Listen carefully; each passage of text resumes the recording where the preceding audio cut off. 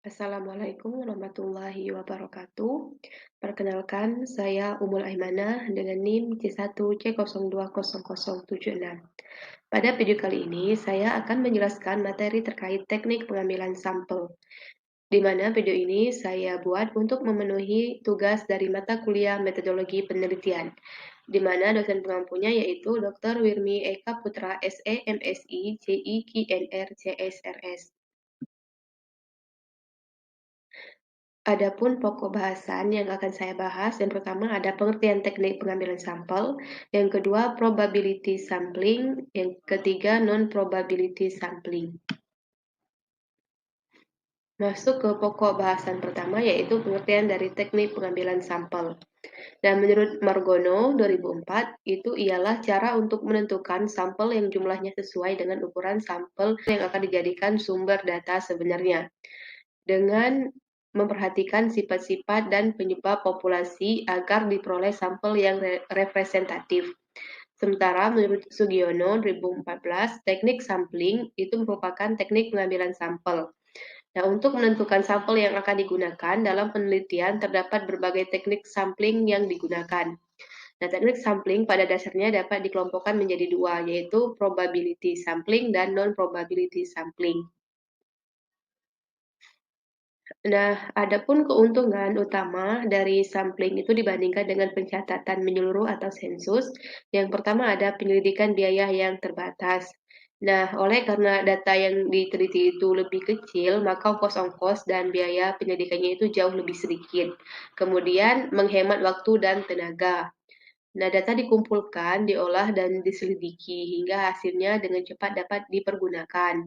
Beberapa jenis survei itu membutuhkan biaya dan waktu yang cukup besar dan lama. Kemudian untuk penghematan pada hal-hal khusus.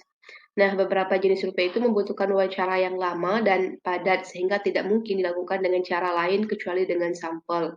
Dengan memakai sampel, memungkinkan perhatian tertuju pada sejumlah hal-hal yang ditentukan. Kemudian greater accuracy, di mana meskipun data yang diselidiki itu hanya merupakan bagian dari populasi, namun kualitasnya atau hasil-hasilnya itu dapat lebih baik dan lebih tepat daripada sensus, sebab pengolahan data tidak memerlukan tenaga yang banyak, sehingga pengolahan datanya diserahkan kepada tenaga yang betul-betul ahli dan terlatih.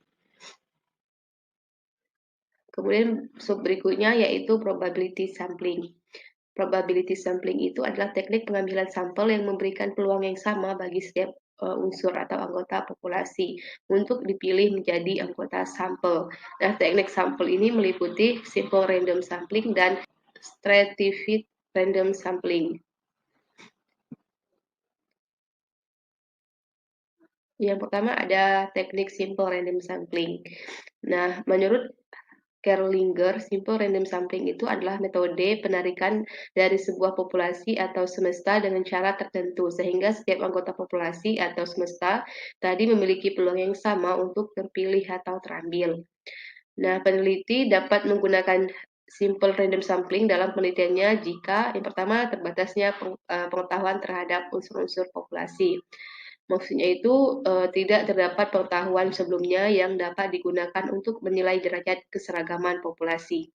Kemudian berdasarkan pengetahuan atau pengalaman yang ada. Nah, maksudnya itu adalah belum ada suatu prosedur penarikan sampel tadinya yang lebih efisien daripada simple random sampling. Adapun syarat-syarat menggunakan teknik simple random sampling itu tersedianya suatu daftar kerangka sampel, kemudian populasi data dapat dianggap bersifat cukup seragam atau homogen, dan sebaran elemen populasi itu tidak terlalu terpencar-pencar dalam areal yang luas. Selanjutnya ada kelebihan dan kekurangan dari simple random sampling. Untuk kelebihannya sendiri yaitu tidak membutuhkan informasi tambahan pada kerangka sampel seperti wilayah geografis dan lain-lain. Kemudian rumus yang digunakan relatif mudah dan mudah diterapkan untuk populasi kecil. Adapun kekurangannya akan menjadi mahal dan tidak mungkin dikerjakan untuk populasi besar. Kemudian biaya akan mahal jika sampel yang diambil tersebar secara geografis dan persyaratan itu sulit terpenuhi.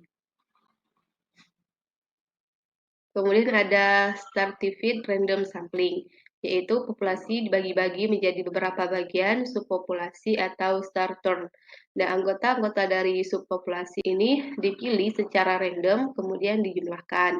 Nah, pengambilan sampel itu dilakukan dengan membagi populasi ke dalam beberapa strata. Di dalam setiap strata itu adalah homogen.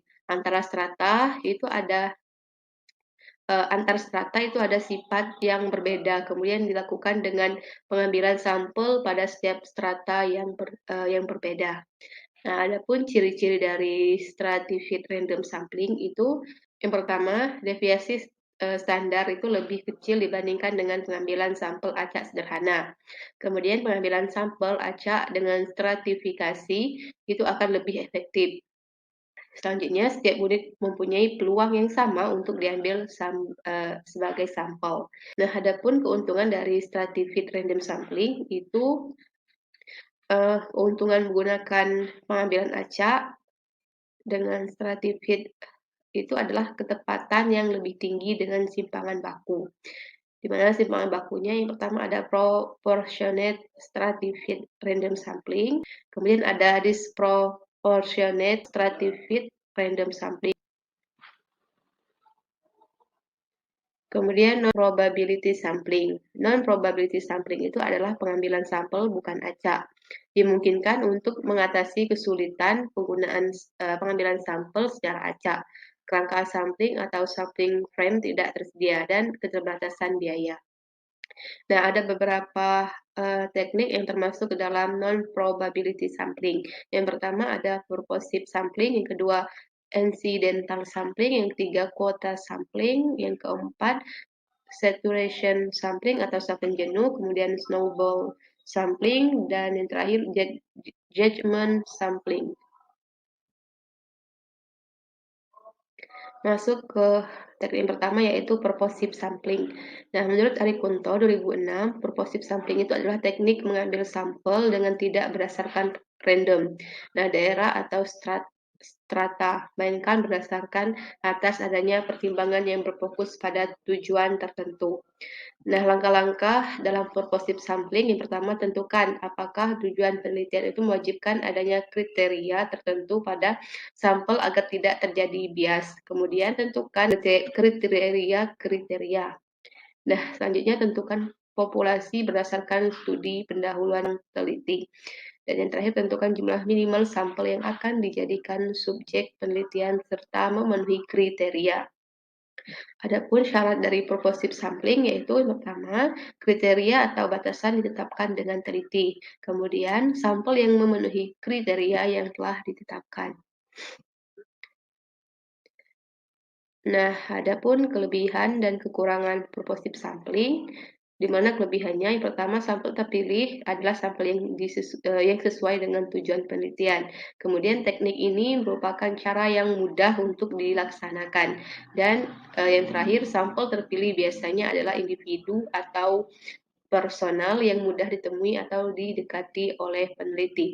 Adapun kekurangannya, yang pertama, tidak ada jaminan bahwa jumlah sampel yang digunakan representatif dalam segi jumlah.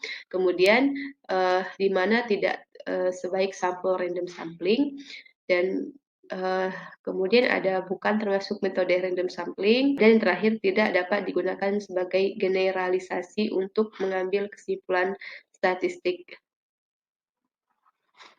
Selanjutnya ada accidental sampling. Accidental sampling atau convenience sampling itu adalah probabilitas sampling, teknik di mana subjek dipilih karena aksesibilitas nyaman dan kedekatan mereka kepada peneliti. Nah, subjek itu dipilih hanya karena mereka paling mudah untuk merekrut studi dan peneliti tidak mempertimbangkan memilih mata pelajaran yang mewakili seluruh populasi. Nah, contoh dari accidental sampling atau convenience sampling ini yaitu seseorang diambil sebagai sampel karena kebetulan orang tadi adalah ada di situ atau kebetulan dia mengenal orang tersebut. Nah, kita ingin meneliti pendapat masyarakat tentang kenaikan harga atau, keluarga berencana. Maka pertanyaan yang diajukan kepada mereka yang kebetulan yang dijumpai di pasar atau di tempat-tempat lainnya. Selanjutnya ada kuota sampling. Biasanya teknik sampling ini tuh digunakan data dari populasi yang berkaitan dengan demografi atau kependudukan, seperti lokasi geografis, usia, jenis kelamin, pendidikan, dan pendapatan, dan lain-lain.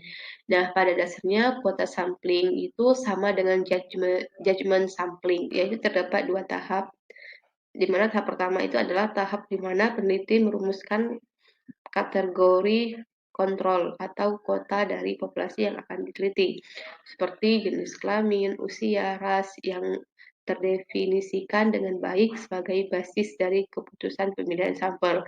Tahap yang kedua itu adalah penentuan bagaimana sampel akan diambil, dapat secara konfidensi atau judgement tergantung pada situasi dan kondisi pada saat akan dilakukan penelitian dan apa yang akan diteliti serta kemampuan dari peneliti sendiri. Nah, kemudian ada perbedaan antara judgement sampling dengan kuota sampling itu terletak pada adanya suatu batasan kuota sampling bahwa sampel yang dipilih harus sejumlah tertentu yang dijatah atau kuotum dari setiap subgrup yang telah ditentukan dari suatu populasi.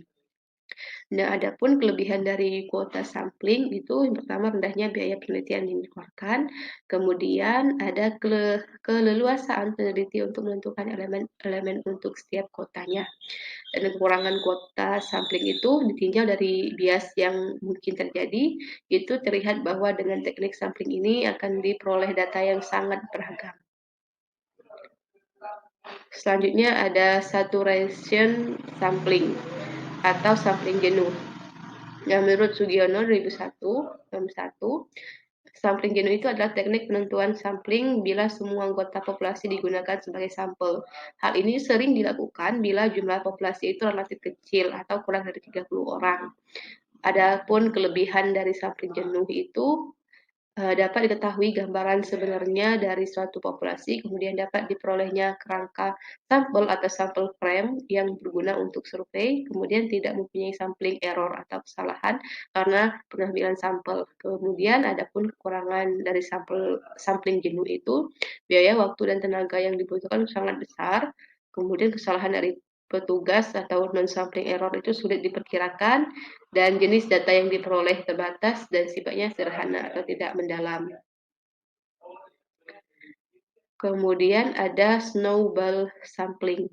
Nah, menurut Sugiono 2001, snowball sampling itu adalah teknik penentuan sampel yang mula-mula jumlahnya kecil. Kemudian sampel ini disuruh memilih teman-temannya untuk dijadikan sampel begitu seterusnya, sehingga jumlah sampel itu semakin banyak. Nah, cara pengambilan sampelnya itu dengan teknik ini dilakukan secara berantai. Mulai dari ukuran sampel yang kecil, nah makin lama semakin besar, seperti halnya bola salju atau snowball yang menggelinding menuju lereng, gunung, atau bukit. Nah, dalam pelaksanaannya, pertama-tama itu dilakukan interview terhadap suatu kelompok atau seorang responden yang relevan, dan untuk menuju calon responden yang berikutnya yang memiliki spesifikasi atau spesialis yang sama. Nah, ada kelebihan dari snowball sampling ini. Yang pertama, snowball sampling itu dapat diperkirakan tidak akan banyak menyimpang dari apa yang sebenarnya terjadi pada populasinya. Kemudian bias yang dihasilkan itu relatif kecil. Kekurangan dari snowball sampling, yang pertama waktunya lama, kemudian biayanya besar, dan wawancara melalui telepon atau pos itu dapat merupakan jalan keluar. Nah, yang terakhir judgement sampling. Nah, sampel itu diambil berdasarkan kriteria-kriteria yang telah dirumuskan terlebih dahulu oleh peneliti. Nah, perumusan kriterianya itu subjektivitas dan pengalaman dari peneliti sangat berperan. Nah, teknik sampling judgment sampling itu dapat diterapkan dan pada umumnya lebih cocok dipakai pada tahap awal suatu studi eksploratif. Sampel yang diambil dari anggota populasi dipilih sekehendak hati oleh peneliti menurut pertimbangan dan intuisinya. Bila dalam aktivitas dan intuisi dari peneliti benar, maka sampel yang dipilih peneliti itu tersebar dapat mencerminkan karakteristik populasi. Dan ada dua judgment sampling yang dikenal, itu yang pertama ada expert sampling, ada sampling atas dasar keahlian, kemudian ada purposive sampling atau sampling dengan maksud tertentu. Selanjutnya ada kelebihan dan kekurangan dari judgment sampling. Di mana kelebihannya, pada kondisi di mana probability sampling tidak dapat digunakan sama sekali, kemudian bila ukuran sampel itu sangat kecil, lebih kurang atau kurang dari 20, kemudian bila peneliti memiliki pengetahuan dan penguasaan yang memadai terhadap topik yang diharapi, sehingga dapat dijamin bahwa sampel yang diambil itu benar-benar representatif. Kemudian kekurangannya, kendala yang dihadapi dalam penggunaan teknik sampling ini yaitu adalah tuntunan adanya kejelian dari peneliti dalam mendefinisikan populasi dan membuat pertimbangannya. Nah, pertimbangan atau judgement itu harus masuk akal dan relatif dengan maksud dari penelitian. Nah, dari materi yang telah saya sampaikan dapat ditarik kesimpulan, yaitu teknik sampling itu merupakan teknik pengambilan sampel. Untuk menentukan sampel yang akan digunakan dalam penelitian itu terdapat berbagai teknik sampling yang digunakan. Teknik sampling pada dasarnya dapat dikelompokkan menjadi dua, yaitu probability sampling dan non-probability sampling. Nah, keuntungan utama dari sampling itu dibandingkan dengan pencatatan menyeluruh atau sensus adalah ongkos-ongkos dan biaya penyelidikannya itu jauh lebih sedikit, menghemat waktu dan tenaga. Dan terus data dapat dikumpulkan, diolah, dan diselidiki hingga hasilnya dengan cepat dapat dipergunakan. Nah, penghematan pada hal-hal khusus dan kualitas atau hasil-hasilnya dapat lebih baik dan lebih tepat daripada sensus. Demikianlah yang dapat saya sampaikan mengenai teknik pengambilan sampel. Lebih dan kurangnya saya mohon maaf. Saya akhiri. Wassalamualaikum warahmatullahi wabarakatuh.